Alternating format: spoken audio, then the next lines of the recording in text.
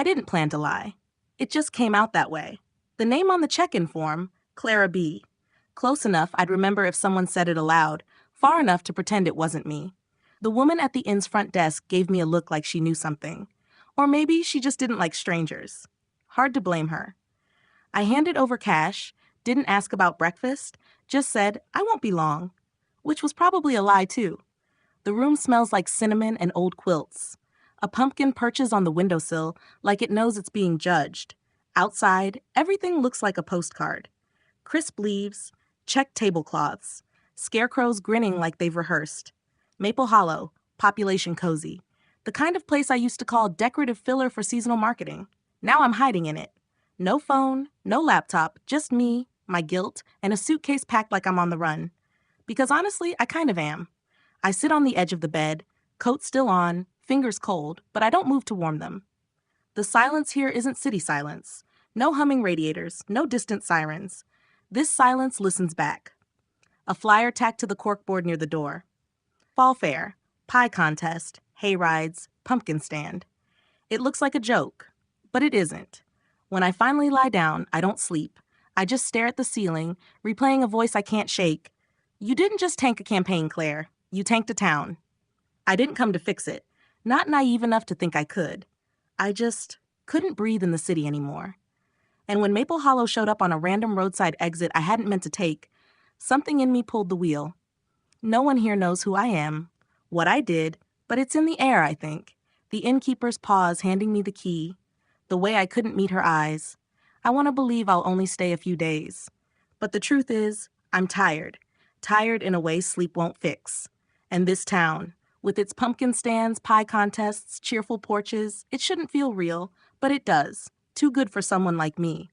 I didn't mean to walk this far, but the walls were humming with all the things I wasn't saying. I followed the smell of cider, the sound of kids laughing, turned past the diner with the chipped green awning. Main Street looked smaller than I remembered. Not that I'd ever been here, only seen it through photos, mood boards, drone footage, stitched with fake falling leaves. Still, it feels familiar, which makes it worse. Everything's so damn nice. Cornstalks tied to every lamppost, gourds lining the library steps, orange string lights blinking from a bakery window like it's already Halloween. Across the street, a little boy in overalls drags a pumpkin 3 times his size while his dad laughs and does nothing. They look real, unbothered. The kind of people who bake pies from scratch and don't panic when the Wi-Fi drops. Someone holds the coffee shop door for me. I mumble a thank you. I don't mean and keep walking. I don't want a latte. I want anonymity. But that's the problem. Eyes here follow, even when they're not looking. The town knows. Not names, not specifics, just energy. The kind that notices when something's off.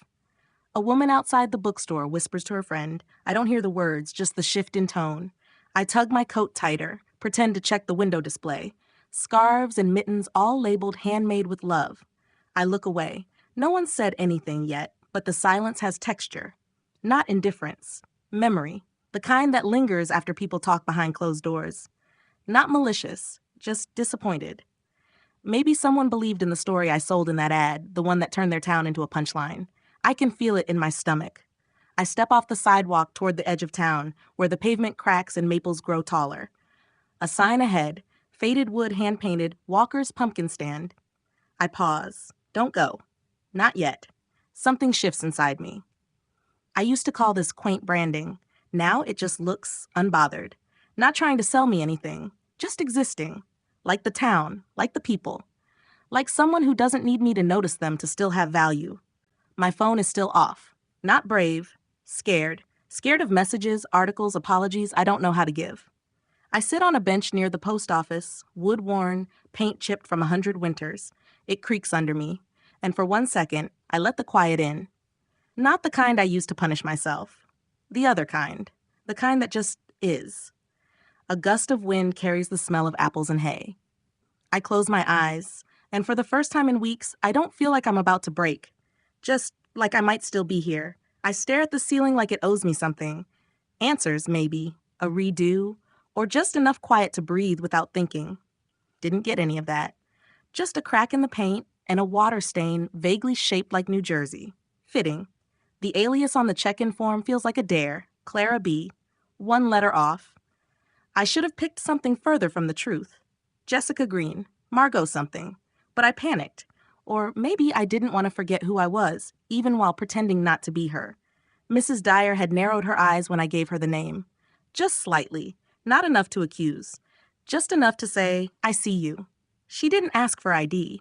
Maybe because it's a town that still trusts people, or maybe because she already knew, and this was her way of watching me sweat. I haven't unpacked. My suitcase sits in the corner like a threat. Still zipped, still tidy, still ready to run. It feels dishonest to take out my clothes, like I haven't earned the right to settle in. I keep the light off. Feels safer. My laptop is buried at the bottom, under 2 pairs of jeans and the sweater I bought, but never wore. I won't touch it. That's where the real name lives.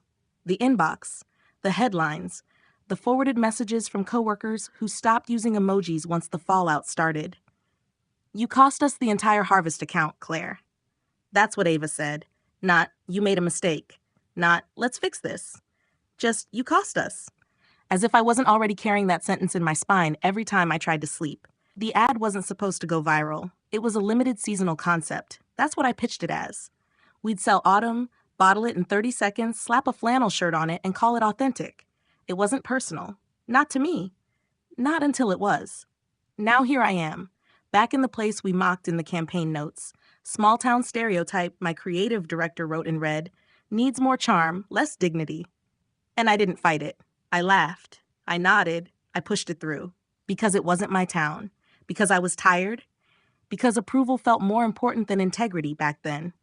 Now all I want is to not be recognized. Not to be seen. My hand hovers over the bedside lamp switch. I don't turn it on. Instead, I crawl into bed, jeans still on. Boots on the floor, just dropped. I can't stop thinking about the woman outside the bookstore. The way her voice shifted when she saw me. They haven't said my name, but I know that shape of suspicion. Too well. I press my cheek into the pillow. It smells like clean linen and something floral. Lilac, maybe? Too soft for me. I used to book suites with floor-to-ceiling windows and espresso machines that hissed like dragons. Now I'm in room 3B of a creaking inn, hiding from my own name. I keep telling myself I'll only stay a few days, that no one will know, that it's temporary, that I'll breathe and disappear before anyone remembers who I am.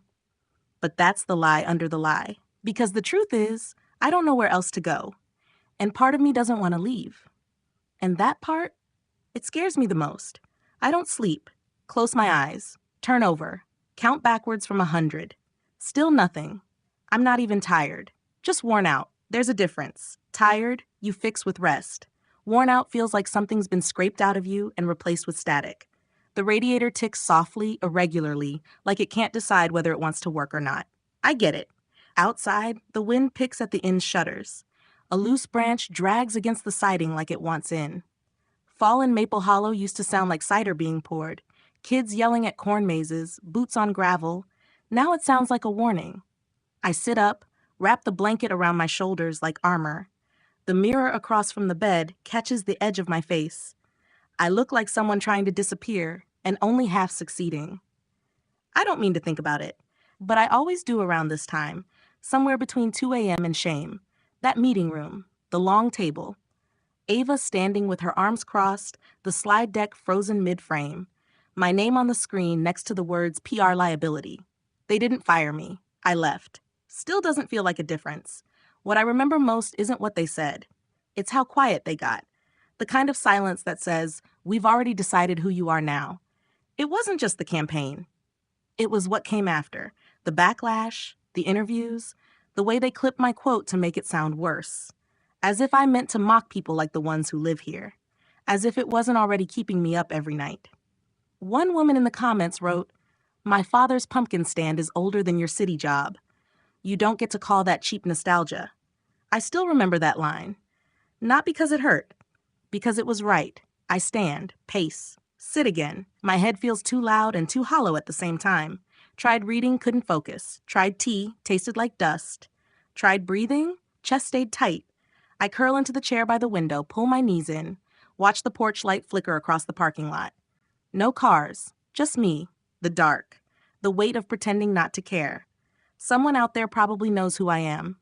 Maybe the bookstore woman, maybe Mrs. Dyer, maybe everyone. They haven't said anything yet, but the silence has a shape. I wish I could explain it to them. Not with spin, not with excuses, just honestly. That I didn't mean to hurt anyone. That I was so deep in my own burnout, I forgot to look up. That by the time I realized, the damage was done and I couldn't fix it. That I've hated myself quietly ever since. But they don't want my apology. They want space. They want me gone. And maybe they're right. I reach for the note the innkeeper left on the nightstand, just a folded slip of paper. My fake name written neatly across the top, Claire Benton. Underneath, breakfast served from 7 to 10. Please don't feed the barn cat. I stare at it for a long time. Not because it matters, but because for half a second I wish I was her. I lay back down, blanket tight, room cold. Try not to count how many more nights I can keep this up. Morning doesn't ask how I slept. It just shows up, clean, golden, too loud about it.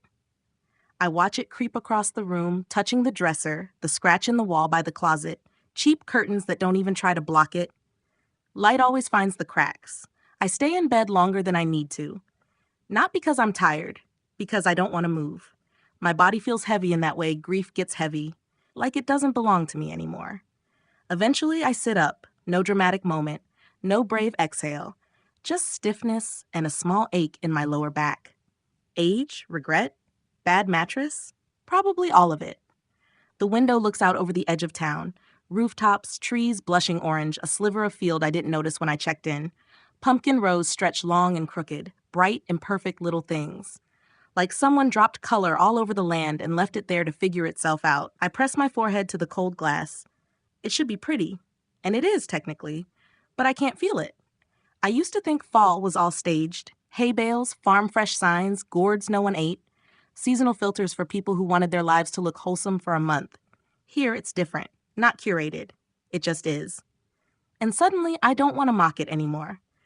The mirror still holds my face, same as last night. Hair flat on one side, eyes dull. Mouth set in that line I always thought looked professional in boardrooms. Now it just looks tired. The air has that dry bite to it, the kind that grabs your lungs on the first breath and reminds you you're not in a city anymore. You can't breathe fast here. I get dressed slowly, sweater, jeans, clean face, don't bother with makeup, don't feel like hiding today. The inn smells like something warm downstairs. Bread? Cinnamon? The kind of scent that tries too hard to feel like home. I linger in the hallway. Let other guests clear out first. Don't want to face people before coffee. Or maybe I don't want people to face me. There's a note under my door again. Handwritten, weather's turn, jacket advised. The stand by the bridge is open till noon. MD. Just initials. Same neat handwriting as the first note. I hold it like it might mean something. The stand by the bridge. I remember it from the drive-in. Wooden. Unassuming. Overflowing with pumpkins stacked in lazy towers. Someone's attempt at charm without trying too hard. I tell myself I don't care. But part of me wants to go. Not to shop. Not to blend in. Not to explain anything. Just to be there. In the place where the town breathes. I fold the note once, then again, slip it in my back pocket and step outside. The sun hits my skin and doesn't fix anything. But it doesn't hurt either. Maybe that's something. It happens halfway between nowhere and whatever the town calls its center.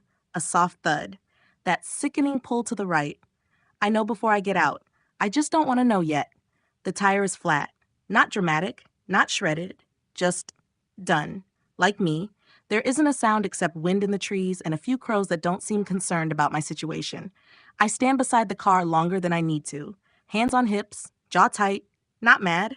Not really. Just tired of being tested by the universe in small, stupid ways. The town is still a little ways off. Close enough to see rooftops. Far enough to feel isolated. Behind me, a hand-painted sign reads, Walker's Pumpkins, an arrow pointing down a gravel drive. Of course. I could have called the rental company, could have waited it out in the car, but I don't. I grab my jacket from the passenger seat and follow the arrow. Maybe curious, maybe done pretending I'm not already here. The stand is smaller up close. Wooden beams, rusted scale, pumpkins in rough stacks, not sorted by size or shape, just there. A few lopsided, some with dirt still clinging to their skins. No signs, no cute chalkboard prices. It doesn't look like it's trying to charm me. That helps. No one is behind the counter. Just a tin cash box sitting open, like the world hasn't taught these people what theft is. Or maybe they've stopped caring. I stand for a minute, hands in pockets. Breath catching a little in the cool air. There's something about the quiet here. Not empty, just unhurried. He comes from the back, boots on gravel, doesn't say anything at first, just looks at me like people do when they're trying to place you but don't want to admit it. And I look back, careful, braced. Trouble? He asks. Just that. Nothing more. No, can I help you? No, where are you from? Just a single word. Trouble. I don't answer right away. His voice is low. Even. Not friendly, not cold. Reminds me of the kind of silence you get on a subway platform before the train comes. Still, heavy with something. Flat tire, I say finally. Then like a reflex, it's fine, I'll call someone. He doesn't nod. Doesn't move. I reach into the back of the stand and grab a pumpkin, the kind with a dent on one side, and set it down gently near the edge. Cell service is spotty out here. I wait for him to ask more. Name, where I'm staying, why I look like someone who doesn't belong, but he doesn't. He just points with a small motion toward the shed behind the stand. Air compressors in there? Spare tire? In the trunk. He nods and walks past me without another word. I don't follow. I just stand there. The smell of earth and old leaves clinging to everything. The pumpkins don't judge me. Don't care that I made a campaign that called them cliché, rustic, overdone. They're just sitting there. Flawed, bright, real. I bend down and touch one. Rough skin. Cool. I don't know why I do it. Maybe I just need to touch something that doesn't need me to be anything. He comes back a few minutes later, kneeling beside the car like it's routine. Doesn't talk while he works. Doesn't look up much either. But when he does, his eyes land on me. Not like he's seeing through me, but to me. That's worse, somehow. You from around here? Simple question. Not even pointed. I hesitate. Not long, just enough. No, I want to leave it there. Let the silence fill in the rest, but something in me, tired, cracked, maybe just sore from last night's ghosts, pushes forward. Just passing through. A pause. Then, guess that's when tires usually go flat. A half smile tugs at his mouth but doesn't stay. Then he stands, wipes his hands on his jeans. Should hold till you get wherever you're going. I nod. Don't thank him. Not yet. The words feel too heavy in my mouth. Instead, I turn back toward the stand, pull a few bills from my back pocket, and buy the dented pumpkin. I don't know why, but I want to carry something imperfect back with me. He doesn't say goodbye. Neither do I. I get in the car and place the pumpkin gently in the passenger seat like it might roll away if I don't watch it. I drive slow. Don't turn on music. Let the silence settle into the seams of the car. The pumpkin stays. And so does the feeling I'm not alone anymore. Not really. The pumpkin sits heavy in my hand. Not the round, smooth kind you see in magazines. No, this one has bumps, scars, the kind you'd call ugly if you weren't trying to be kind. I turn it over slowly. Its flaws feel honest. He watches me from behind the stand. Eli, the quiet farmer with a stare like he could see right through the skin.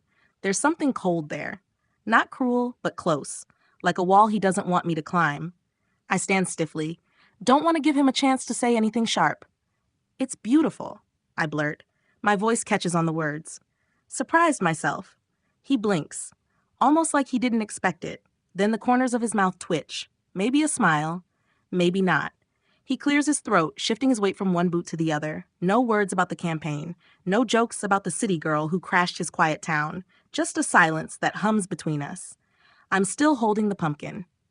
Its lumpy skin pressed against my fingers. It feels like admitting something I'm not ready to say aloud. That maybe imperfect things could be worth keeping. Eli looks away. Hands resting on the counter. You sure about that one? Not a challenge. More like a question waiting for permission. I nod. Because yeah, I'm sure. He picks up the dented pumpkin and places it in a paper bag. The rustle sounds loud in the quiet. I slide a few bills across the counter, fingers brushing briefly. Electric. But nothing said.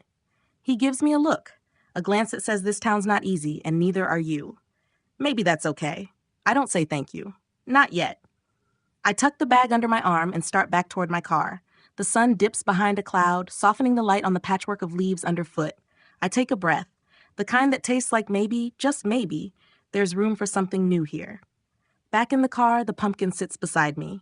Flawed. Quiet. Like me. And maybe that's the start. I hand him the bills. Cold, crisp notes, nothing fancy. Our fingers touch for a fraction of a second. He flinches, like I've poked a bruise. The stand is quiet except for the rustling of the paper bag.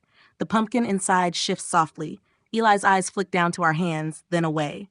The space between us tightens, then holds. I want to say something, anything, but the words get stuck, so I just look at the cracked heel of my shoe instead. The one I broke the day I left the city. His jaw clenches like he's swallowing something hard. Not anger, something else. Pain. I catch a glimpse of the gold light spilling through the trees, fall's golden hour, soft and forgiving, like the day wants to make up for all the gray. Eli's hand lingers near the counter, not reaching, just close enough to feel like maybe it could. I feel it too. Something fragile. The moment passes. He folds the paper bag and hands it over. No smiles. No apologies. Just the quiet between two people who don't quite know what to say. I tuck the bag under my arm, and for a second, the town doesn't feel so cold. Back in the car, I stare at the pumpkin. Not perfect, but maybe real. And maybe, just maybe, that's enough. The pumpkin sits beside me, awkward and round, lumpy, not perfect, like me. I turn the key. The engine hums. I don't want to go, but I know I have to. The road stretches out, damp leaves crunching under the tires. The sky still holds that gray, low and heavy. But the light, the golden light from the stand, still burns behind my eyelids. Eli's flinch isn't just surprise or irritation. It's something raw, unspoken, something I can't fix with a tagline or a clever phrase. I glanced at the pumpkin again. It didn't feel like a mistake anymore. Not quite. More like a promise. I wanted to call someone, text, tell them I was sorry, that I was tired, but my phone was still off. This town, this strange, quiet place, was tugging at something I thought I'd buried. Maybe it was hope. Maybe it was just the need to breathe without running. The road curved, and for the first time in what felt like forever, I didn't want to look away. I glanced back at the stand and saw Eli there, watching me. Not angry, just waiting. And I didn't need to have answers yet. Not today, not now. The pumpkin caught the last flicker of golden sunlight. I touched it lightly, like holding something fragile, like maybe holding on. I drove on, but my eyes kept flicking back.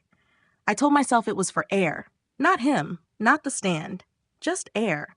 But the road curved the same way. The tires slowed without me asking. And there it was again, the same stretch of gravel, the same crooked sign, the same man. Eli didn't look up when I parked, didn't move when I stepped out. He was stacking gourds carelessly, like it didn't matter if they fell. I stayed across the stand, close enough to see him, far enough that he didn't have to acknowledge me. The wind picked up. I crossed my arms, not because it was cold. I think my pumpkin's already rotting, I said, trying to smile. He didn't. I tried again. Must have picked the ugly one, huh? His hands didn't stop moving. He just said, "You picked it." It landed heavier than it should have, like a door slamming shut. I didn't know what I expected. A nod? A half smile? Something human? "You've got a lot of pumpkins," I tried again. Small talk, dumb talk. I hated it the second it left my mouth. Eli finally looked at me. Brief, unreadable. Then, "People keep coming back." That was it. Nothing else. I lingered a little too long in the silence. It filled the space like smoke. He didn't break it. Didn't ask if I wanted anything. Didn't offer a smile. Didn't say my name. Not even the fake one. The first time we met, he flinched when I touched him. This time, he flinched without me even getting close. "I should go," I said. He didn't stop me. I turned toward my car, didn't look back, but I felt it, his eyes, or maybe just the silence trailing me like a shadow. The pumpkin sat in the passenger seat off balance, rolled slightly against the door, like me. I shut the door. The glass rattled. So did something inside me. He knows, or maybe he doesn't. Maybe he just feels it. Either way, I'd never felt more seen or more shut out. I hadn't planned to come back, but the road didn't care about plans. Neither did I. Apparently. I parked in the same spot, didn't turn the engine off right away. The pumpkin from the first day had started to sink on one side. It looked like me. Eli was at the stand again. Of course he was. Bent over a crate, sleeves pushed up, dirt streaked on his forearm, a thin line of sweat at his neck. Still no smile, still not looking up. I stepped out, gravel cracked under my boots, same boots, still pretending I belonged. He straightened when I reached the edge of the stand, didn't speak. I didn't either. I touched the nearest pumpkin. It was cold, The sky overhead was overcast again, like the first day, only this time it felt personal. "I'm not buying anything," I said. Stupid. He knew it. He looked at me. Finally. Then he said it, like it had been waiting behind his teeth since the first day. "Have you ever been to Maple Hollow before?" Just that. But it didn't land soft. It hit like a hammer. My fingers left the pumpkin. I looked at my shoes, then the road, then him. Nowhere felt safe. I opened my mouth, closed it. He waited. Not patient, just still. I swallowed. No. A lie. Thin, brittle. Cracked the second I said it. His jaw tightened. Not much, but enough. He didn't push. Didn't call me out. Didn't need to. The air between us shifted. He knew. "I just needed a break," I said, trying to patch the lie with pieces of truth, like that ever works. He nodded once. Short, sharp. Then, "Most people who need a break don't come here with a fake name." That stung. More than I thought it would. I didn't. I stopped. Because I had. Silence again. Not the comfortable kind. The kind that leaves you cold. He turned back to the crate. Started sorting again. Like I wasn't there. Like I was just noise. I didn't know what to say that wouldn't make it worse, so I said nothing. Just stood there. Let the silence press into my ribs. The wind kicked up. Leaves swirled around my feet. One got stuck in my car's door handle. Brown. Curling. Still holding on. I walked away before he could look at me again. Didn't say goodbye. Didn't want to hear him not say it back. In the rearview mirror, the stand got smaller, but it still felt like it was inside me. That question. Heavy. Simple. And not really a question at all. I went back the next morning. Maybe that makes me pathetic, or stubborn, or maybe I just needed to know if yesterday had really been as bad as it felt. Spoiler, it was. The sky was washed out gray, like the whole town had stopped trying. The kind of cold that didn't look dramatic. No snow, no wind, just a quiet chill that crept through your clothes and stayed there.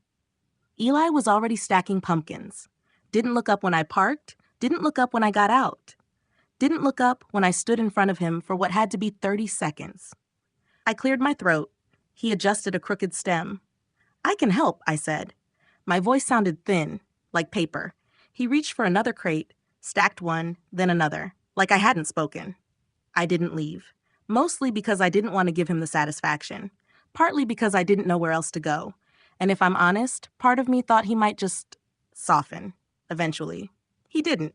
The wind picked up. I zipped my jacket, the same jacket I wore the day I met him, still smelling faintly of rental car leather and cinnamon coffee. He hadn't looked at me yet.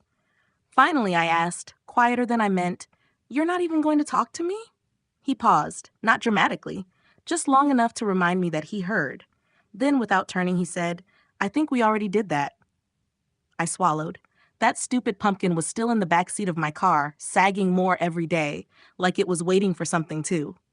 "I didn't come here to lie," I said. He shrugged. "Barely. That's the thing about liars. They always say that." It hurt. More than I expected. Not because he was wrong, because he was right. A kid on a bike rode past, trailing leaves in his wake. I wondered if he knew. If they all knew. Probably. "You think I came here on purpose to hurt people?" I asked, softer now. Still no eye contact. "I think you came here to escape the mess you made and didn't care who had to look at the wreckage." I blinked. He kept stacking, each pumpkin a beat, a rhythm now. Like each one was another nail in the coffin. "I do care," I whispered. He didn't answer, didn't need to. His silence said, "Not enough." Eventually I left. Didn't say goodbye, didn't look back. My hands were shaking, but not from the cold. I sat in the car, staring at that stupid pumpkin beside me. It had a dent now, probably from the sun, or maybe just time. It didn't matter. It still looked beautiful to me. But I was starting to think I was the only one who saw it that way. I thought the silence at the stand was bad. Turns out the whispers are worse. I went to the cafe because I needed a place to feel normal, or at least anonymous. A warm drink, a quiet table, something small I could control. I sat near the window. Second mug of coffee in front of me, half cold. Still hadn't touched the muffin. A bell jingled. 2 women came in. Plaid shirts, ponytails, that kind of fall confidence that comes from belonging somewhere your whole life. They didn't notice me at first. Or maybe they did. I was just background, at first. They ordered cider and sat one table over, close enough to hear. Too close. "So is it really her?" "Yup. Claire Bennett, the marketing girl who roasted this place online." My stomach dipped. Not dramatically, just slow, dull, like the bottom fell out and no one told me. What kind of person comes back to the place they made fun of? Someone who doesn't think the rules apply to them. Or someone who wants to feel better without actually fixing anything. I stared out the window. The trees were red and gold, pretty in that overly sincere way fall tends to be. It felt like a joke. The women kept talking. Eli's name came up. I didn't hear the rest. Didn't need to. The pause after his name said enough. I finally picked up the muffin, held it, then put it back down. The first time I came here, I thought the silence was kindness. Now I knew better. Polite judgment wrapped in small-town smiles. I waited until they left, paid in cash, didn't ask for change, walked back to the car without looking at anyone. The town was quiet, but not empty. I could feel the eyes, not cruel, not direct, just watching, like I was fragile or dangerous, maybe both. In the rearview mirror, I saw the edge of the pumpkin stand, orange crates, Eli's truck. I didn't stop, didn't slow down. He wasn't the only one giving me the cold shoulder. I just hadn't noticed until now. Back at the cottage, I sat on the porch steps, watched a squirrel dig in the flower bed, didn't cry, didn't do anything. Just sat, holding the paper bag from the cafe, the muffin inside still untouched. It's strange. When people hate you online, it feels fast, loud, abstract. Here, it's quiet, personal. Everyone's made a silent agreement not to trust you, and they don't need to explain why. You already know. And the worst part? They're not wrong. It started with a clipboard, and the world's most cheerful betrayal. Claire, there you are. Denise called across the church parking lot like we were old friends and not two people who'd exchanged 5 words total. I should have kept walking, but I didn't. I signed you up for the fall festival prep team, she said, practically bouncing. Eli's short-staffed, and I figured, since you're staying the month. She trailed off, smiled too polite to challenge, too sharp to argue with. I nodded. Because what was I going to say? No thanks. I'd rather sit alone and eavesdrop on people talking about how much they hate me. The pumpkin stand looked the same that afternoon. Faded crates, a little crooked, still charming in a way that hurts more than it should. Eli was stacking gourds when I pulled up. Didn't look up. Just said, "You don't have to actually help. Denise gets carried away." I didn't say anything. Grabbed a pair of gloves from the table. Started loading hay bales into the trailer bed, one by one, like it mattered. He didn't stop me. Didn't thank me either. The silence settled in like dust. Not heavy. Just present. He moved around me like I was part of the landscape, a fence post maybe, or a wheelbarrow left out too long. A while later I tried, stupidly. Held up a crooked gourd. This one's kind of perfect. He glanced over just barely. They're all the same under the skin. I laughed. Soft, dumb, pretty sure that's not how pumpkins work. Eli didn't answer. Just kept tying down the tarp. By hour 2, my fingers ached and my back had opinions. I didn't complain. I'd spent months in air-conditioned offices convincing people their brands were authentic. This felt more real than that ever did. We finished at dusk. The sky was that soft kind of orange that looks photoshopped. I stood beside the truck, brushing straw off my sleeves. He handed me a bottle of water without looking at me. You don't have to prove anything, you know. I froze. Excuse me? Eli finally met my eyes. You don't owe this town some kind of show. My throat tightened. Stupid reaction. I'm not putting on a show. Could have fooled me. That one hit. Low and quiet. Like it wasn't meant to hurt, but did anyway. I didn't respond. I walked to my car and closed the door softly, like it mattered. He stood there for a second, watching, then went back to unloading crates as if I hadn't even been there. The drive back felt longer than it should. Leaves skittered across the road in small gusts, and I didn't turn on the radio. At the cottage, I left the gloves on the porch step. A weird, stupid offering. Maybe they'd mean something later. Or maybe not. I don't know why I keep trying with him. Maybe it's because he doesn't lie. Not even when it hurts. Or maybe it's because I'm tired of being the person people smile at while secretly wishing I'd disappear. Eli doesn't smile, but he sees things. And I just haven't figured out if that's better or worse. I don't know what I expected from him. A thank you? A nod? Something warmer than silence? We were breaking down crates for the cider stand. He handed me one like I was just an extra pair of hands. Nothing more. Not that I blamed him. But still, you always do this festival? I asked, brushing dust off my jeans. My voice sounded too bright, too forced. Yeah, he said, barely glancing at me. I waited for more. Nothing. The sun beat down on the gravel, sharp and bright, making the silence feel louder. Do people come from other towns, or mostly locals? I tried again. He straightened a crate, didn't look up. Locals. It felt like running into a wall made of quiet. Every word I offered dropped flat. Maybe it didn't matter. Your cider's good? I tried again. Had some at the bakery, the cinnamon one. He gave a one-shoulder shrug. Beth adds too much sugar. That was it. I wanted to scream or leave, but I stayed. Because I promised I would help. Because some stupid part of me still wanted to earn something back. Respect? Forgiveness? I don't know. I just didn't want to be the person they thought I was. You don't have to talk to me, I said, softer this time. He wiped his hands on a towel and tossed it into the truck bed. I'm working, he said, as if that explained everything. Maybe it did. We ate lunch 6 feet apart on the back of the trailer. I had a sad little sandwich from the general store. He didn't eat. Just drank water and looked out at the trees. The quiet wasn't peaceful. It pressed down on my chest. After a while, I tried again. Couldn't help myself. Look, I know I'm not from here. And I know, whatever you heard, whoever told you, I didn't come here to mock anyone. He finally looked at me, face unchanged. You came here to fix your image. I blinked. That cut deeper than I expected. I came here to get quiet, I said. I didn't expect to, stay involved, or care. His jaw tensed like he didn't believe me, or didn't want to. I'm not trying to make anyone like me, I said quietly. I just wanted to help. He looked away. We don't need help. That was it. He slid off the trailer bed and grabbed another stack of folding chairs. I stayed put. Didn't follow. Strange how one sentence can stick in your ribs, rattle around for hours. We don't need help. I think he meant more than the festival. Later, I found a plastic fork in my pocket from lunch. I threw it out, but kept the napkin. Don't ask me why. Maybe it was the only thing that didn't reject me that day. The air smelled like dirt and cold vines. Honest. Not bad. Eli didn't say we were going for a walk. He just handed me gloves and started toward the field. I followed, not because I had to, but because I wanted to. He walked a few steps ahead, stride long, silence loud. I stayed a pace behind, safer that way. The patch stretched wide. Rows of pumpkins, crooked, dented, beautiful in their own strange shapes. Like a postcard, but real, a little bruised. Eli stopped near a section marked with wooden stakes and bent down, checking stems. I watched his hand trace the line where green met orange. Soft, careful. Nothing like how he was with people. These ones aren't ready, he said after a minute. I nodded, not asking. They need one more cold snap. Otherwise, they rot too soon.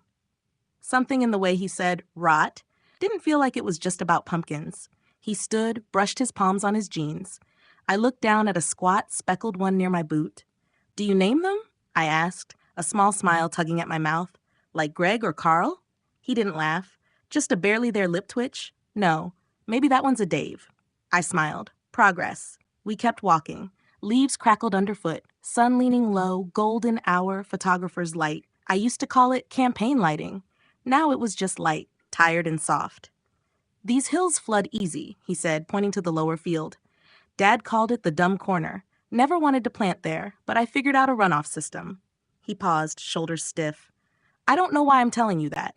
I'm glad you did, I said quietly. Long pause. Then, you talk to be liked. It wasn't cruel, just matter of fact, I froze. Is that a problem? No answer. He kept walking. We stopped at the field's edge, rows thinned into wild grass. He bent down again, fingers brushing a pale, curling vine. This one shouldn't have made it, he said. Planted too late, ground already cold. The pumpkin underneath was small, dusty green, oddly shaped, almost heart-like, almost broken. But it did, he said more to himself. We stood in silence, not needing words. Some stories need silence more than questions. He picked up the pumpkin, carried it like it mattered, and handed it to me without looking. For your porch, he said, then walked back to the truck. I held it close. Lumpy, soft in places, a little ugly, but warm, still warm. Back by the truck, we didn't move, didn't talk, just leaned against cold metal, pretending the silence didn't press against my ribs. He set the little pumpkin down between us, heart-shaped, bruise-like. That should have been the moment. Felt like an opening. So I took it. I didn't come here for some rebrand, I said, low, careful, like I was handling glass. I wasn't sent. No media? No campaign. Just me. He didn't look at me. Just reached into the truck bed, pulled out a crate, and nodded toward it like that was my next task. I'm not trying to sell the town, I added softly. I just needed to stop somewhere. Still nothing. After what happened in June? No, he interrupted. Quiet, firm, like a door latching shut. Not cruel, just final. I stared at my mud-crusted boots from his field. I wanted to keep talking, explain the fallout, the sleepless nights, mornings I didn't recognize my own face, but that would have been for me, not him. And maybe he already knew anyway. I thought you might want to know, I said, even though I knew he didn't care. He grabbed the next crate and carried it toward the barn. Didn't look back. The pumpkin sat there on the truck bed between us, still warm from the sun. Still mine. I left it. Let it be. Inside the barn, I wiped dust off the workbench, just to keep my hands busy. Eli moved around me like I wasn't there, or like he wished I weren't. The quiet wasn't the nice kind, not the kind that feels like understanding. This one itched. Sat too long. He handed me a stack of folded tarps, didn't say anything. Just passed them like a baton in a race he hadn't signed up for. I don't expect forgiveness, I said, not looking at him. I just don't want to lie about who I am. He paused. That small, like suspended stillness when someone's thinking about saying something. And then he didn't. Just turned back to work. And I hated how familiar that felt. The last time I tried to apologize, it had been in a conference room. 11 people. One long table. A legal rep in the corner with a face like stone. I spoke clearly. Owned it all. They let me finish. Then sent me out with a box and a non-disclosure agreement. This silence hurt more. Finally, he spoke. You don't owe me an explanation. That's it. That's all. Like it was supposed to make everything better. I know, I said, though I didn't, even though I'd been holding that explanation in my chest like a balloon ready to pop. We didn't talk after that. We finished stacking crates, coiled hoses, swept up the dirt that would be back by morning. He held the door open when I left. That was something, I guess. But he didn't say goodnight, and I didn't say thank you. The walk back to the rental felt longer than usual. Cold crept in along my sleeves. Everything felt tight, like the world had taken one deep breath and wouldn't let it go. When I got inside, I turned the porch light off. Didn't want him to see it from the field. Didn't want to be a glow he couldn't explain. I almost didn't go. Stood in front of the mirror for too long, tugging the sleeves of my sweater, wondering if people here could smell guilt like smoke. But the innkeeper left a note under my door. Community bonfire tonight, down by Miller's Field. Bring a blanket. Stay warm. A smiley face. The non-ironic kind. So I was already bleeding into navy when I arrived. The air smelled like firewood and cider. Laughter drifted up from the field, warm and easy, like these people didn't know what it was to hold your breath for months. I stood near the edge, hands shoved in my coat pockets, pretending to be cold instead of unsure. No one waved. A few looked up, then away. Someone whispered something behind a cupped hand. Another nodded, didn't smile. I didn't blame them. People talk, even in a town this small, or maybe especially in one this small. I hovered near the cider table too long, picked up a cup I didn't want, warming my hands on it just to have something to hold. Across the fire, Beth was talking to the librarian. They laughed about something. A real laugh, the kind that comes from knowing someone for 20 years. I took a step toward them. Beth glanced up, met my eyes, then looked past me like I wasn't there. I turned around. There was a tree near the edge of the clearing. Not quite in the dark, not quite in the light.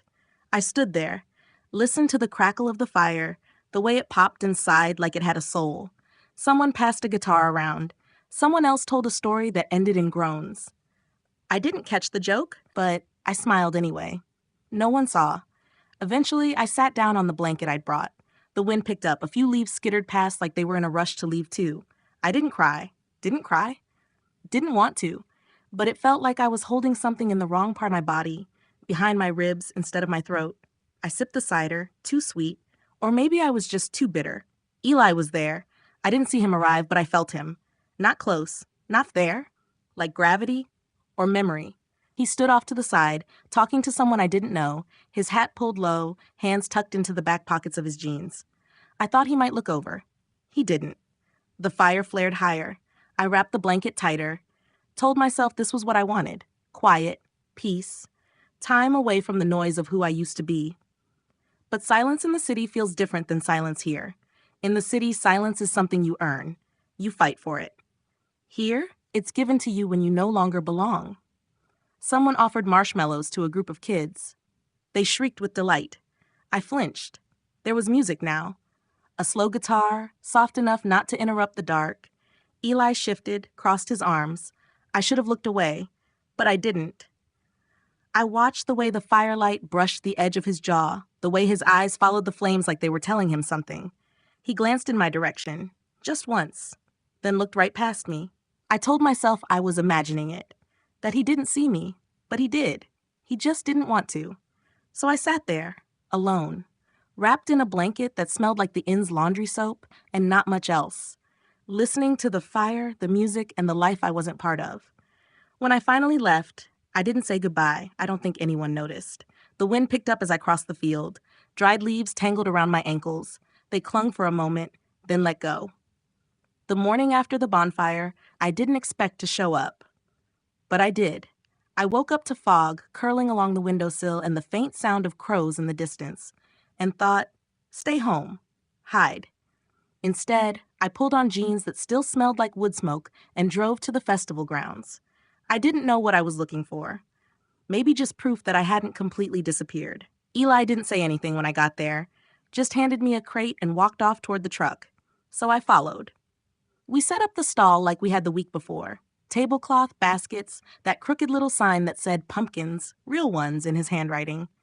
No one told me where to stand. I just found my spot. Same one I always took. Left side, near the cider jugs. I liked the routine, the small choreography of doing something together without ever really talking about it. It reminded me of dancing with someone you didn't trust yet, letting them lead, but never closing your eyes. Music came from the main stage. Children ran past with sticky hands and candy in their fists. Someone stopped to compliment Eli on his pie pumpkins. He nodded, barely smiling. They didn't look at me. Eli passed me a jar to restock the sample table. His fingers brushed mine, just a second too long. We both looked down. He moved away without saying a word. Around noon, I handed him a sandwich I picked up from the food truck. Turkey, I said. He took it, said nothing. I waited, for thank you maybe, or just a look. Nothing. I turned back to folding bags, but out of the corner of my eye, I saw him unwrap the sandwich carefully. Like it mattered. Like it was something he didn't know how to take. We worked like that all day, side by side, barely touching, barely speaking. I didn't leave, not really, and that had to mean something, didn't it? At one point, a woman I'd seen around, tall, familiar with him, walked over and touched Eli's arm. She smiled like they shared something. A memory. A history. He didn't smile back. Not really. But he didn't pull away either. I didn't look away. I just kept arranging the smallest pumpkins, the misshapen ones the kids called them ugly cute, into a pyramid that kept collapsing no matter how carefully I tried. By the time she left, my fingers were cold and tight. I stood up, stretched, said, I'm gonna walk a bit. Eli just nodded. No okay, no be back soon. No Claire. Just the nod. I walked past booths and hay bales and caramel apples on sticks, smiled at a few people, some nodded. Mostly, I was invisible again. When I came back, there was a cup sitting by my crate. Cider. Hot. No note. No words. Just there. On my side of the table. I looked at Eli. He was talking to a kid about jack-o'-lanterns, his voice soft, almost warm. He didn't look at me, but he knew I saw. And somehow that was enough. The rest of the afternoon passed like that. Quiet, uneasy, familiar. Not quite trust. Not yet forgiveness, but maybe. Something gentler than distance. When we packed up, he handed me the last crate. You coming back tomorrow? He asked. Just that. No tone. No pressure. I nodded. Yeah. He didn't smile. But his shoulders dropped a little, like he'd been holding something up all day and finally didn't have to. On the drive home, I left the radio off. Rolled the window halfway down. The air smelled like leaves and sugar and something I couldn't name yet. Maybe not belonging, but not rejection either. Something in between. Something you could build on. If you were quiet enough to hear it. It started with the door, the way it stuck when I tried to close it behind me. The stupid, swollen frame and my equally swollen pride. I tugged harder than I meant to, and the knob slipped from my hand, slammed into the wood with a crack. Fitting. That's how things break, isn't it? Small, clumsy moments, not big ones.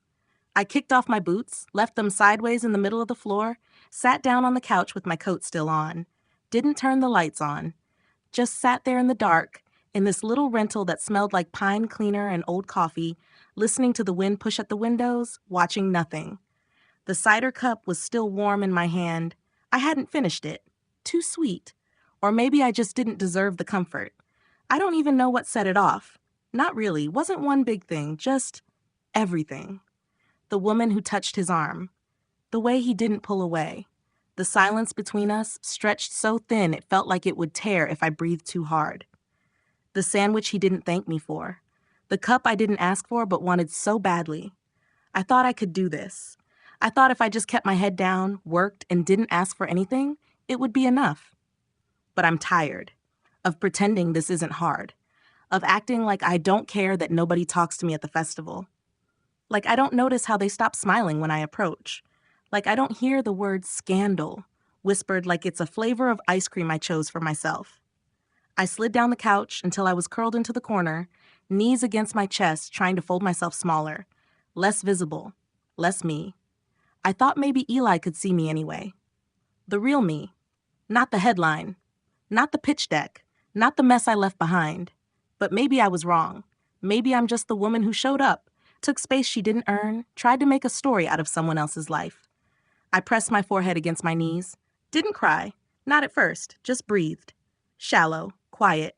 Like maybe if I was small enough, the ache would pass over me instead of through. But then something cracked. Softly. And the tears came. Not loud, not dramatic. Just a slow, tired leak. Like the last bit of air from a balloon. I cried because I missed my old life. And because I hated it. I cried because Eli touched my fingers yesterday like it burned him. And then gave me cider like it didn't. I cried because I'm tired of being the person people forgive in private, but shame in public. And maybe I cried because I don't know if I belong anywhere anymore. Not there, not here, not even in my own skin.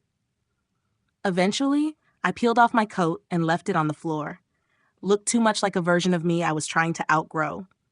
I stood in the middle of the kitchen, stared at the fridge, then the sink, finally opened a drawer and found a pen. Wrote something on the back of an envelope because it felt better than saying it out loud. I don't know if I'm meant for this kind of quiet, but I wanted to be. The storm outside started just after midnight.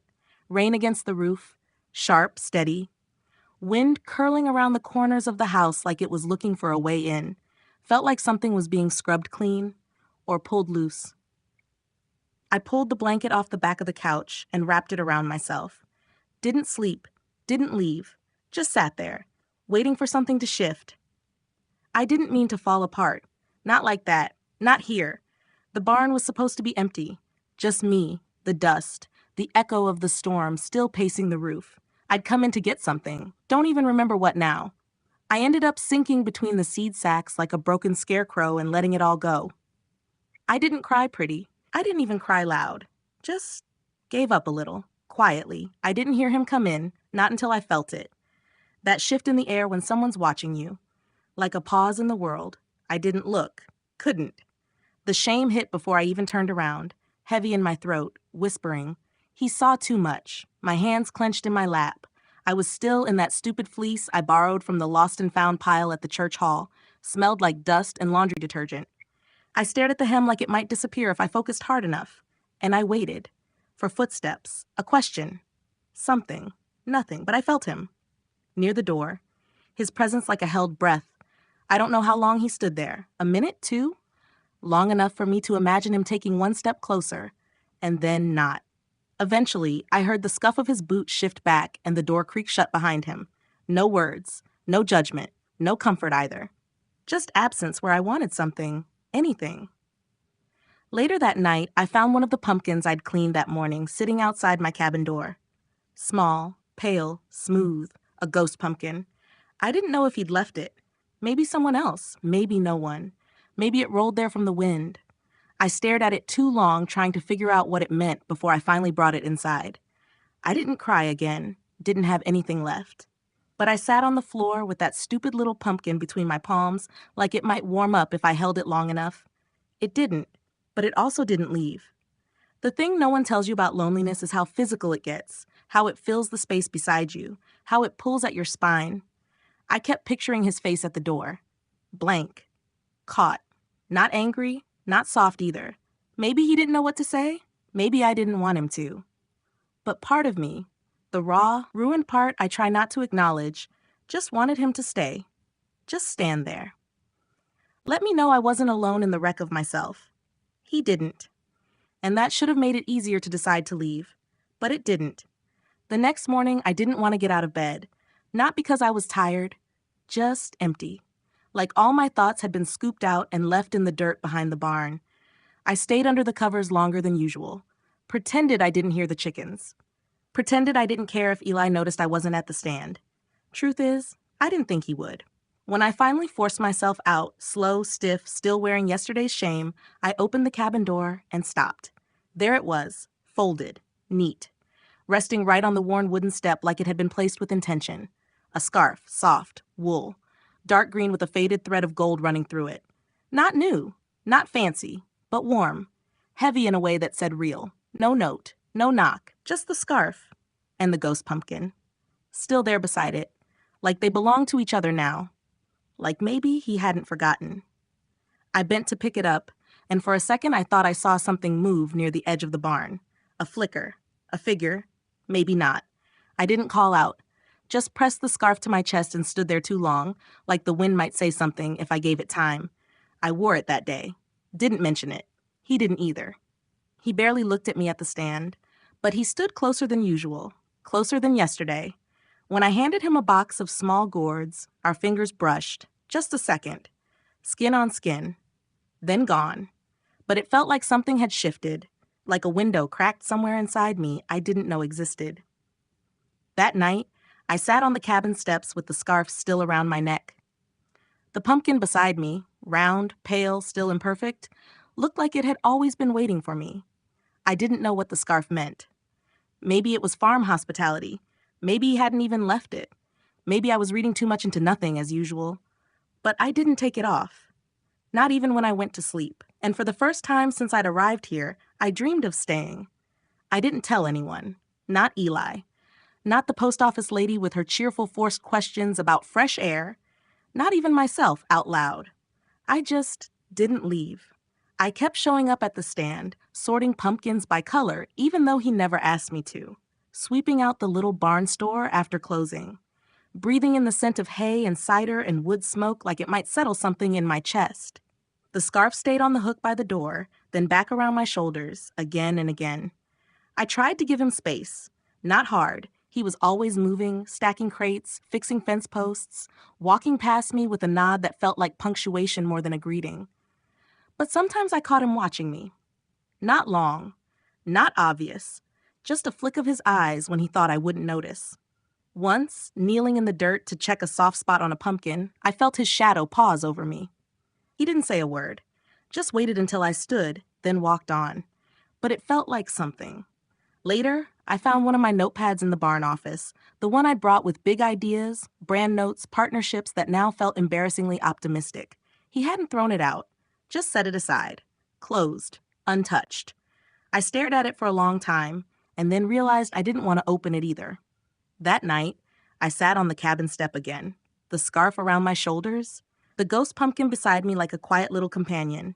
The stars were clear out here, crisper, almost arrogant in how much space they took. I pulled my knees to my chest and whispered into the dark, I'm not going back. No drama, no thunder, just a fact. I didn't want my old life.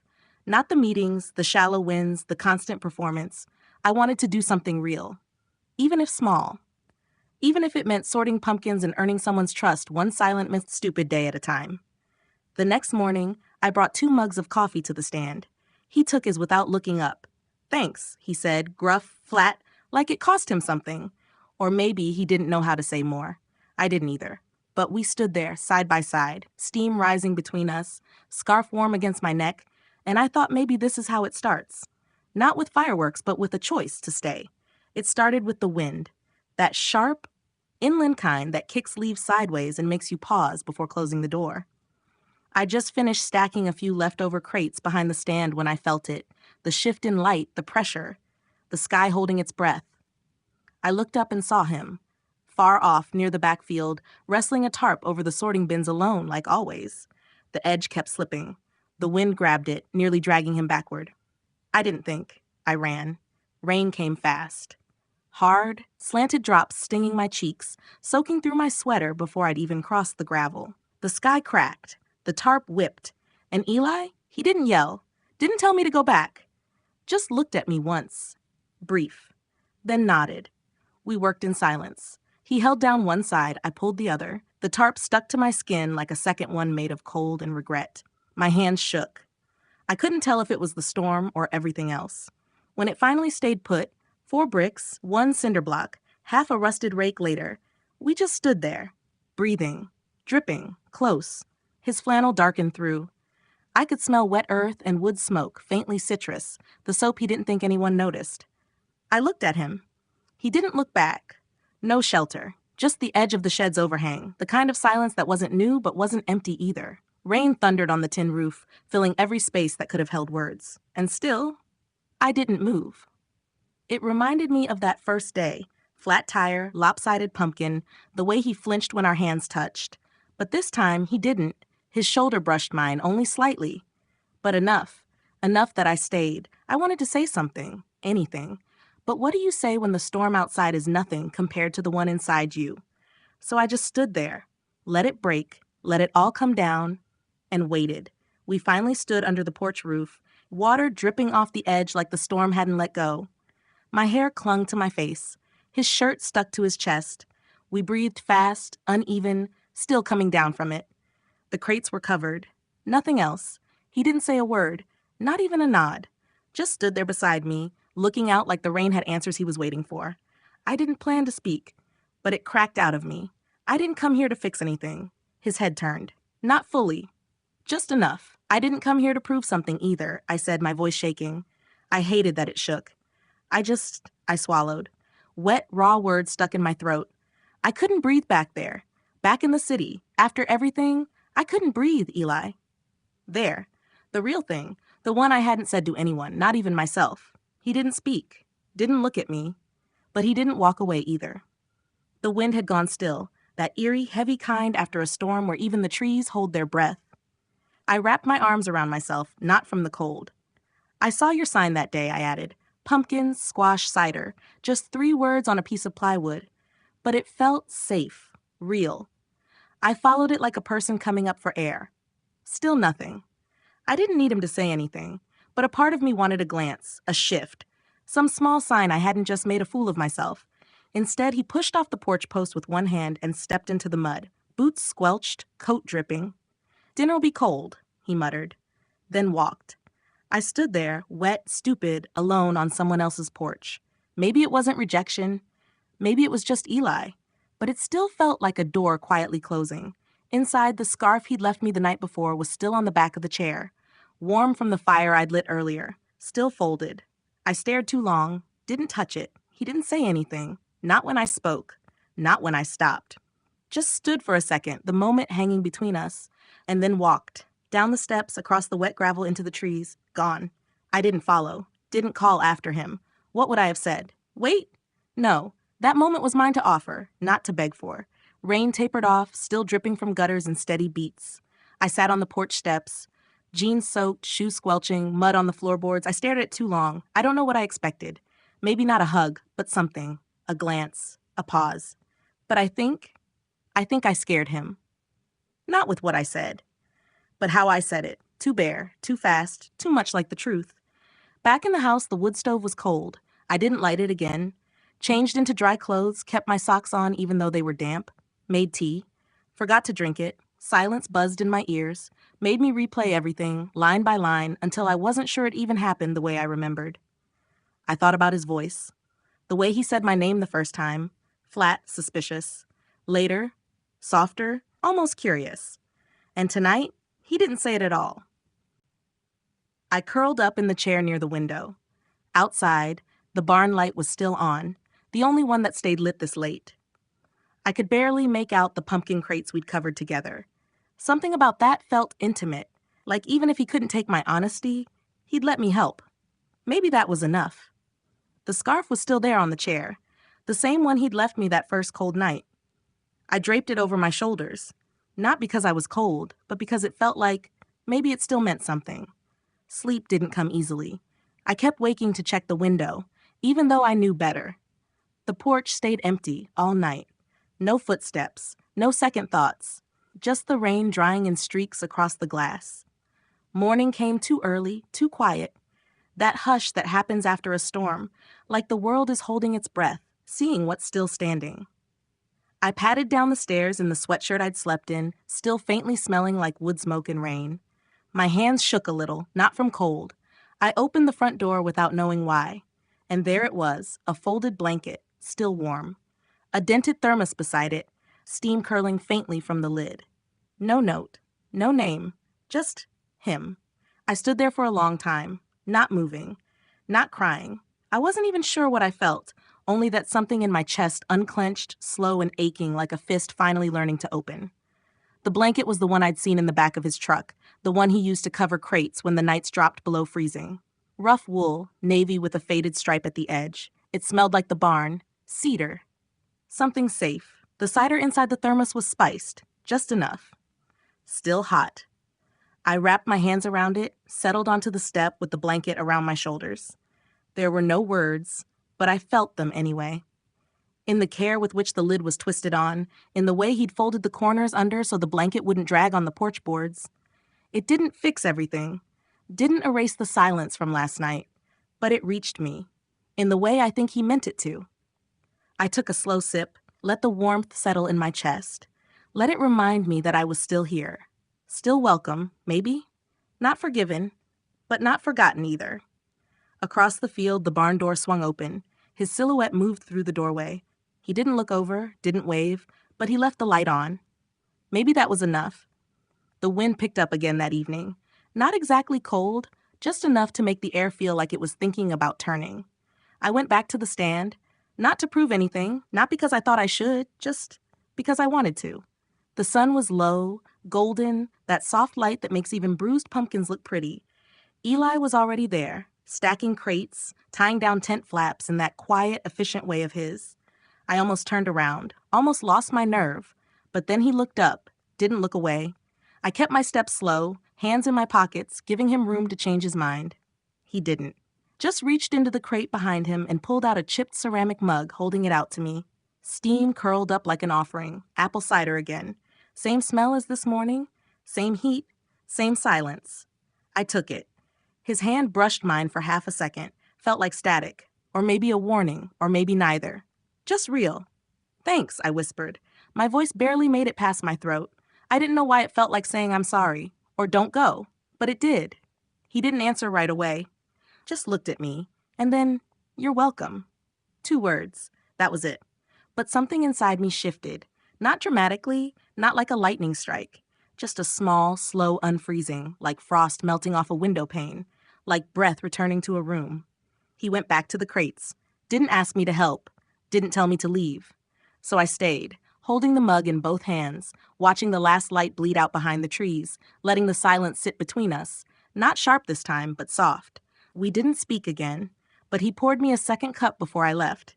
I think that meant something. The house creaked at night. I used to think it meant something was wrong. Now I think it just means it's old and still standing. I sat at the kitchen table long after I should have gone to bed. The mug Eli gave me was rinsed and drying in the rack, but I kept looking at it anyway. It hadn't been a big moment. No speech. No sudden change. Just a warm drink, a look that didn't flinch, 2 words that didn't push me away. Sometimes I don't even realize how much I'm bracing until I stop. Tonight I stopped. I opened the window above the sink, let the night air come in. It smelled like wood smoke and damp leaves, and underneath that, apples. The wind moved the curtain, then stilled, like even it didn't want to interrupt. I'm scared. Not in a dramatic way, just that quiet, tight sort of way people feel when something starts to matter.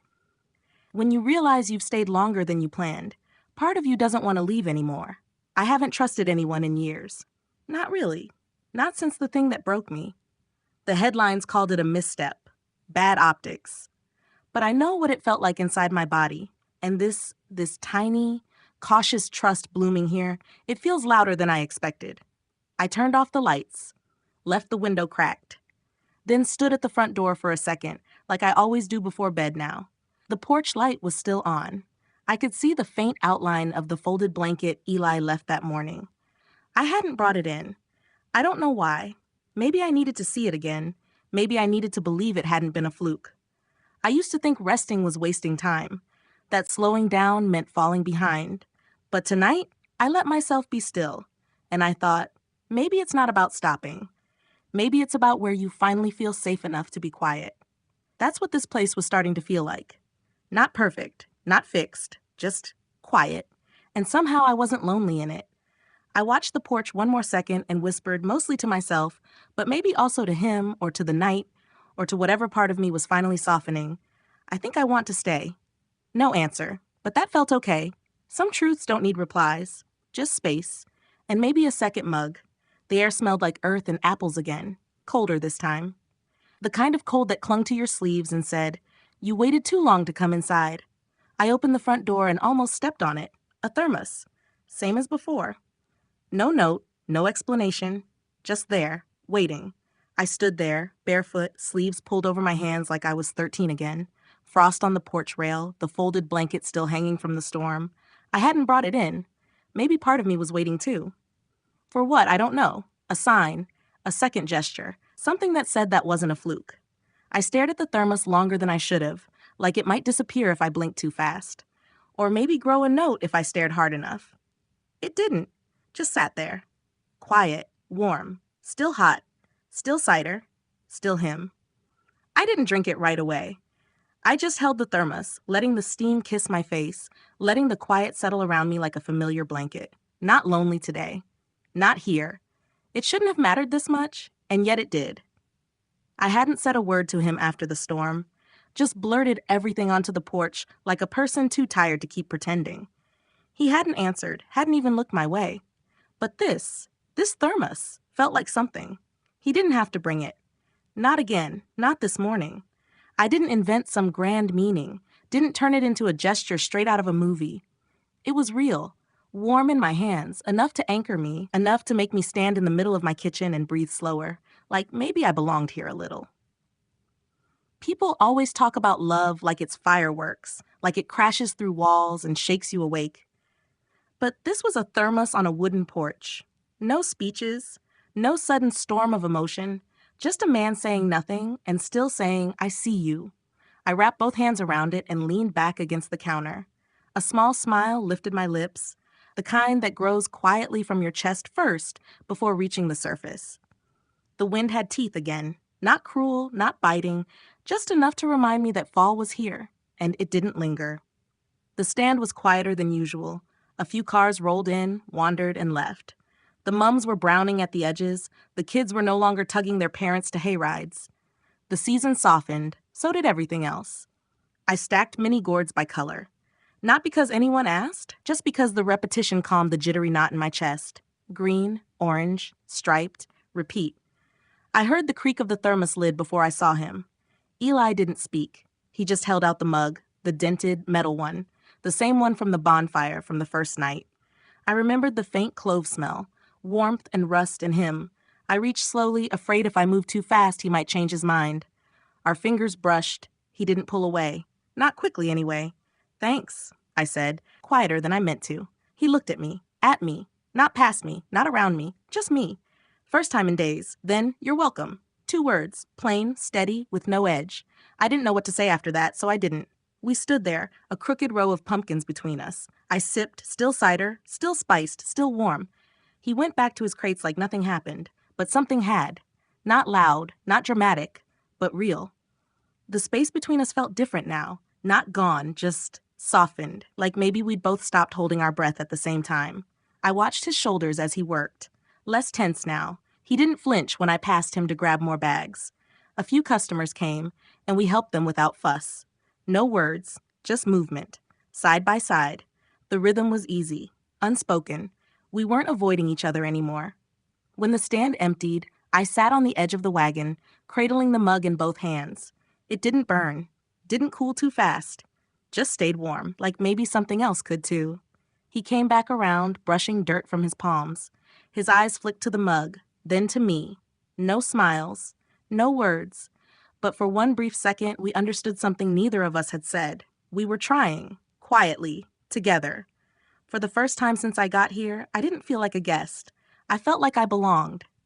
The cider was still warm when I set the mug down. I didn't want to finish it, like if I left a little behind, the moment could linger too. I found something to do with my hands, stacking baskets, wiping the chalkboard, smoothing the same wrinkled corner of a tablecloth over and over. He didn't stop me, didn't tell me to go or stay. He just worked, quiet and steady, like I was part of the picture again. For a long while, we didn't speak. I didn't feel the silence like I used to. That was new. A family came by. 2 kids, one sticky with cider and half a caramel apple. The mom asked about the white pumpkins, and I answered before Eli could. He glanced over, not sharply, just noticing. I caught myself smiling at the girl tugging her dad's sleeve for a hayride. Didn't realize it until the mother thanked me and walked away. The sun shifted lower, softer. That golden hour where everything feels like a memory while it's still happening. I was tying corn stalks when he moved closer. Not to me, exactly. Just near. Close enough to hear the weight of his boots on the boards. Yet close enough to feel the warmth of him before I saw it. He picked up a stray gourd and passed it to me. Our hands grazed again. No flinch, just real. There were moments, dozens, where I wanted to say something. Ask if he remembered my first day. Ask why he brought cider this morning. Ask what we were doing here together in this strange, fragile rhythm. But nothing came out. And somehow, that felt okay. I used to think silence was empty space to be filled. Now it felt like the point. Room to breathe, room to be. The wind picked up near dusk. He tugged his sleeves down. Without looking at me, "You should head in soon. Gets cold fast once the sun's down." His voice low, almost like he didn't mean me to hear it. But I did. I nodded. Okay. That was it. No smile, no thanks. But I lingered a beat too long before turning toward the porch. Didn't go in immediately, just stood at the edge of the steps, mug back in my hands, watching him move through the rows, counting crates, adjusting ties, doing what he always did. Only now, it didn't feel like I was in the way. It felt like I was in it. The air smelled of damp leaves and cider. The porch light flicked on, the day closed, and in the hush of it all, something inside me settled. Not everything was fixed, not even close. But for the first time in a long time, I wasn't planning my next exit. I just stayed. I didn't even hear him come by. I just saw the note, folded once, wedged beneath the porch pumpkin, the small white one I hadn't had the heart to throw out, even with the spots. His handwriting sharp and neat, like someone who measures twice before cutting anything. 4 words. Thought you could use some light. The bulb above my door had been out since I got here. Buzzed a little, flickered sometimes, mostly stayed dead. I stopped noticing it, stopped expecting things to work. But now, soft, steady glow. Warm, not harsh. A light that made you look better than you felt. I held the note longer than I needed to. Read it twice. Tucked it into my coat pocket like something I might want again later. It wasn't just that he fixed it. He noticed, without asking, without making it a thing. Just light. I lingered in the doorway, letting the warm air pour out behind me and the night settle in front of me. Quiet. Small town quiet. Now it felt like something was listening. I thought about the last few days. The cider, the mug, the silence that didn't need fixing. Now this. All these things I didn't ask for, didn't think I deserved. Pieces of him showing up, never all at once, but enough that I didn't feel so out of place anymore. I stayed out on the porch swing longer than I meant to. Barely moved, just letting the light he'd fixed spill over my lap. The wind picked up, tugging at my sweater sleeves, rattling the boards beneath me. The bulb glowed steady, not harsh, not flickering. That steady light, it made everything feel softer. Even me. I thought about texting him, leaving a note, saying something clever or grateful. But I didn't.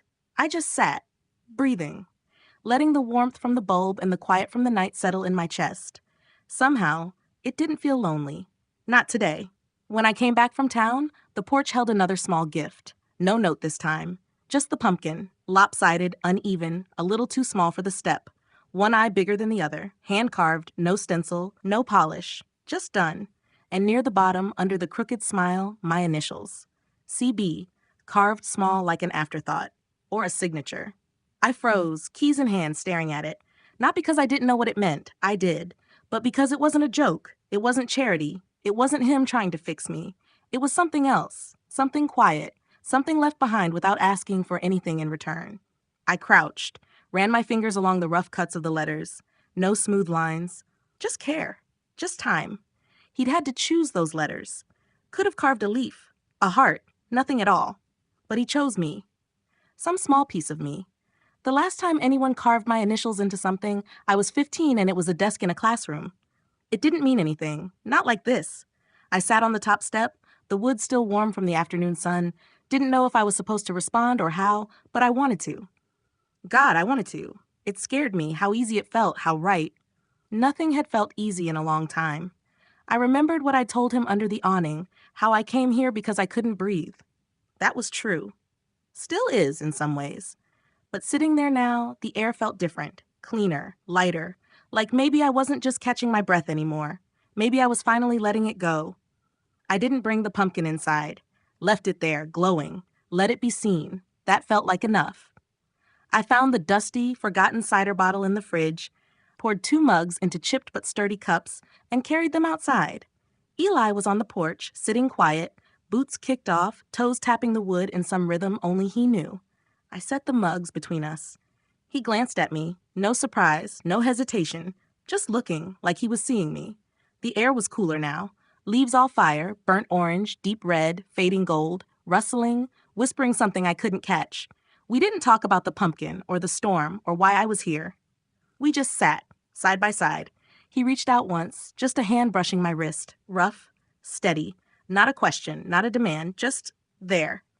I looked at him and noticed the lines around his eyes softened, his jaw loosened, he was less guarded. Not because he said it, but because he showed it. I like this, he said quietly, not about the cider or the porch, about the moment. Strange, that one sentence, like a crack in the wall we'd both been building. Small, fragile, enough. I wanted to say more, explain who I was, beyond city girl, beyond the mistake. But I stayed silent. Maybe that wasn't what mattered. Maybe what mattered was this. 2 people, no clue how to do this right, trying anyway. The wind blew leaves onto our laps. We brushed them off together. No words, a shared gesture. For the first time in a long time, I didn't want to run. I wanted to stay. Not because I was sure, not because it was perfect, because it felt like home. 2 days became a week. The fair pulled me in with its gravity. Folding flyers with Mrs. Jenkins, fumbling, laughing, handing cider to sticky-handed kids who didn't care about city or country, only if I smiled. They reminded me what simple felt like. The pumpkin stand was quieter today. Eli there, not grinning, not standoffish, just steady. Handed me a warm mug, no words, just that small look we'd shared before. "You're welcome," he said. And for once I believed him. Morning air smelled like wood smoke and cinnamon. I caught myself laughing at a joke, a real laugh. Not polite, not measured. I wasn't a visitor anymore. I was part of this messy patchwork of leaves, dirt roads, and imperfect people. I thought of the pumpkin on the porch, crooked and soft lit. Not perfect. Neither was I. Maybe that was okay. Walking through the fair, boots crunching leaves, neighbors chatter around me, I noticed their sideways glances. "You're one of us now." I felt the weight of it. Not light, not easy, but real. Eli passed with a crate of apples. Eyes met. No words, no promises, just presence. For the first time in a long time, I didn't want to run. I wanted to see where this went. Slow, uncertain, maybe a little scared. We loaded the last crates onto his truck. Sun low, light soft, everything softened but sharper too. Eli folded the tarp carefully, like tucking in something fragile. I watched his hands, rough, sure, familiar with the land in ways words never captured. "You don't seem like the type to mock places like this," he said. Not a question. I didn't answer. Let him speak. I wasn't here to prove I belonged. I was here because maybe I could finally stop running. His eyes caught mine, but he didn't press. That small softness in his gaze unsettled me, made me want to stay, and terrified me. I thought of all the times I'd come here, pretending to pass through. Maybe I wasn't. Maybe this messy, imperfect place, and this man who rarely smiled but somehow made space for me, were exactly where I was supposed to be. "I'm not saying it's easy, just you don't pretend," he added. "Truth, stripped down, no fluff." I nodded, helped him finish the work. Weight of that night settled between us. Not light, not heavy, just real. I wasn't a visitor anymore. Part of this now. Scared, yes, but finally present. Porch creaked beneath me as I sat, old wood remembering every season. Air smelled of cinnamon and wood smoke, settling deep into skin. Light bled out of the sky, trees darkening in soft shadows. It hit me, quiet and sudden. I wasn't the same girl who arrived here. Not just because I stayed longer than planned, or helped at the fair, or laughed at things I never thought I would, but because something inside had shifted. I wasn't running anymore. That thermos of cider on my doorstep. Eli's quiet, "You're welcome." The way he folded the tarp, careful, steady. Small things. But together, they built a kind of peace I'd forgotten I could have. I realized I wanted to stay. Not because I owed anyone anything. Not because I had to make up for mistakes I couldn't erase. Here, with the chill in the air, the crunch of leaves under my boots, the slow settling of night, it felt like home, and that scared me more than anything. Wanting something means risking losing it. I tucked my knees close and let the quiet wrap around me. No big moment, no sudden clarity, just a soft, trembling truth. Maybe I didn't have to be perfect to belong here. Maybe I just had to be willing to stay. The porch light flickered on, a small promise in the dark. I thought about Eli, his eyes, his silence, the way he gave me space without asking for more. That kind of trust was rare. And maybe, just maybe, it was enough. I woke to the cold, the kind that creeps under your skin before the sun is up. I stepped outside, still half dreaming, and there it was, sitting quiet on the porch. A pumpkin. Crooked, lopsided, not perfect. My initials carved into the side, CB. I didn't need a note. I knew the message. He sees me. Not the polished version I wear like armor. Not the mistakes I tried to hide. Just me. I held it carefully, like it might shatter if I gripped it too hard. Funny how something so simple felt like a gift.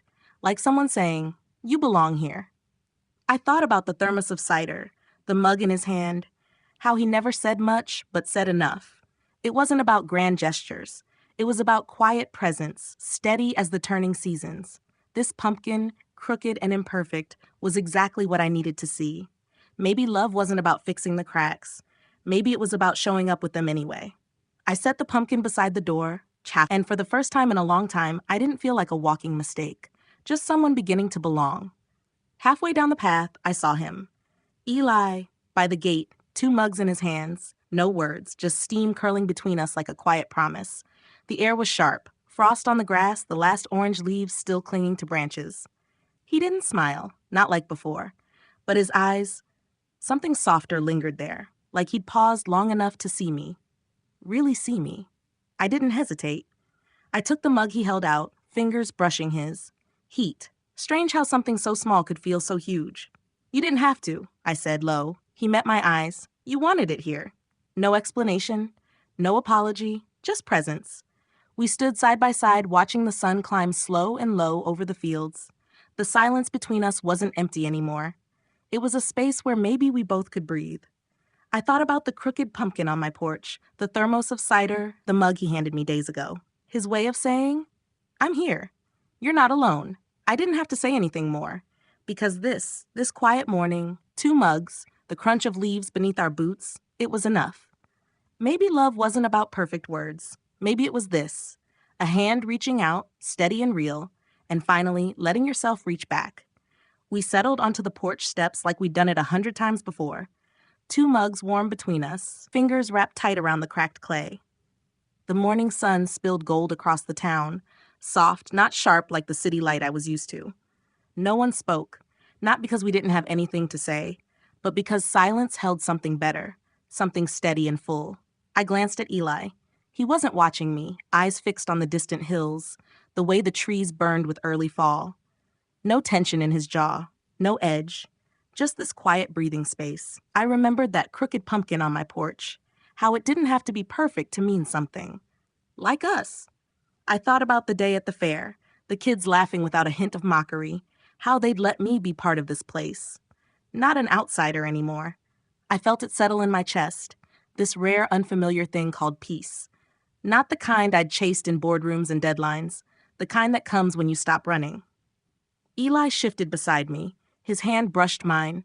Just a flick, almost accidental. But it stayed. I didn't pull away, because for once I wanted to stay right here, with this quiet, with this imperfect kind of belonging. He finally spoke, voice low. "You're not running anymore." I smiled, shaky but real. "Not anymore." The sun climbed higher and the world felt softer. 2 mugs side by side, 2 hearts learning to keep time, no promises, no grand words, just this shared silence, and the space to be exactly who we were. The sun poured slow honey over the porch. I didn't want to say anything big. Not because there wasn't so much I could say, but because words sometimes felt like armor I wasn't ready to wear again. I turned to Eli, still holding his mug, fingers loose, the way they always were when he wasn't trying to be strong. The air between us wasn't heavy or urgent. It just was. "I do." I said it soft. Almost a breath meant just for him. Not a vow. Not a promise I could guarantee. Just a choice. Because I'd spent too long running from everything that scared me. My mistakes, my shame, the parts of me I thought were broken beyond repair. Here, in this place that used to feel like a joke, I found something better. Not perfection, but peace. Eli's eyes met mine. No grand declarations, just a smile that said, "I'm here, and I'm not going anywhere." It reminded me of the first morning I arrived, how I thought this town was a place to hide. Now it felt like home, not because everything was fixed, but because I'd stopped pretending I had to fix it all by myself. We sat side by side, the quiet stretching comfortably between us. 2 mugs, still warm, 2 hearts learning to trust the slow work of being present. I wasn't sure what tomorrow would bring. Maybe more doubts, maybe the kind of mess I thought I'd left behind. But right now in this moment, I chose to stay, to try, to be here. And somehow that was enough.